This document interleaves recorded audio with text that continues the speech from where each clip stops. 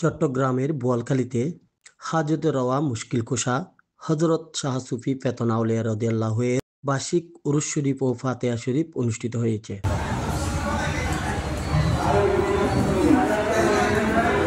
25 ফাল্গুন সোমবার পৌরসভার 9 নং ওয়ার্ড পশ্চিমনন্দি চাঁদারপাড়ায় মহাসমারোহে উরুস পরিচালনা কমিটির সার্বিক সহযোগিতায় অনুষ্ঠিত হয়। এ সময় উপস্থিত ছিলেন এন্তেজামিয়া কমিটির সভাপতি জামাল উদ্দিন, সেক্রেটারি আইয়ুব আলী মেম্বার, আমিনুল হক লাবলু, মোহাম্মদ জালাল উদ্দিন, মোহাম্মদ সুলাইমান, আনোয়ার আহমেদ, জানে আলম বাচ্চু, মোহাম্মদ এনাম, নুরুসফা, জোসি, হাফেজ আনোয়ার হোসেন।